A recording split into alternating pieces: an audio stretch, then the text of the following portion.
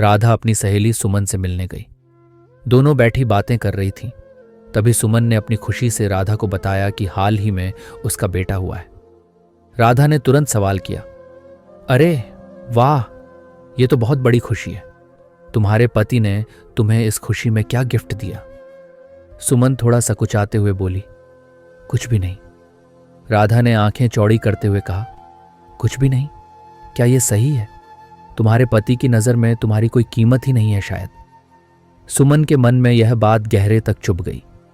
राधा अपनी बात कहकर चली गई, लेकिन सुमन के दिल में शक और दर्द का बीज बो चुकी थी।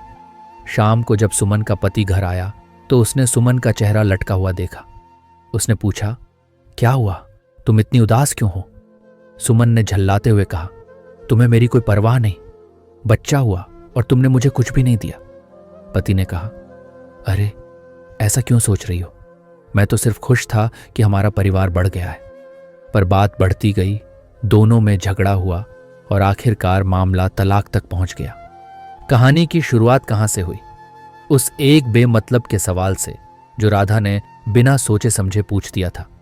इसी तरह एक और कहानी सुनिए। रवि अपने जिगरी दोस्त पवन से मिला। दोनों ने चाय पीते हुए बातचीत शुरू की। रवि ने पवन से पूछा, यार तुम कहाँ काम कर रहे हो? पवन ने जवाब दिया, फलां दुकान में काम करता हूं। रवि ने पूछा, और कितनी तनख्वाह मिलती है? पवन ने कहा, 18,000 रुपए। रवि हैरानी से बोला, बस 18,000? इतने पैसों में तुम कैसे गुजारा करते हो? पवन ने गहरी सांस लेते हुए कहा, क्या बताऊं यार, जैसे तैसे चलता है। उसके बाद से पवन के मन में असंतोष का बीज बो गया। कुछ दिनों बाद उसने अपनी तनख्वाह बढ़ाने की मांग की, लेकिन मालिक ने मना कर दिया। पवन ने गुस्से में आकर नौकरी छोड़ दी। अब उसके पास न नौकरी थी न पैसे। फिर वही सवाल जो रवि ने बिना सोचे समझे पूछ लिया था।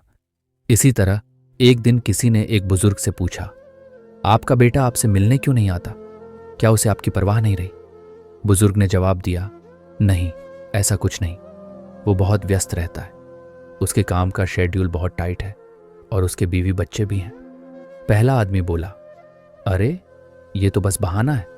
आपने उसे पाला पोसा और अब वो आपको समय नहीं दे सकता। ये सुनकर बुजुर्ग के दिल में भी बेटे के प्रति शंका पैदा हो गई। जब बेटा मिलने आया तो बाप के मन में यह बात घर कर चुकी थी कि बेटे के पास सबके लिए समय है, बस मेरे लिए नहीं। सोचिए क्या समस्या की जड़ थी। उस एक नासमझी भरे सवाल ने बाप बेटे के रिश्ते में दूरी पैदा कर दी। याद रखें, शब्दों की ताकत बहुत बड़ी होती है। हमारी छोटी छोटी बातें किसी की जिंदगी में बड़ी उथल पुथल मचा सकती हैं। इसलिए हमें सोच समझकर बोलना चाहिए, ताकि हमारे शब्द दूसरों के दिलों में प्यार और समझदारी का बीज बोएं, न कि शक और नफरत का।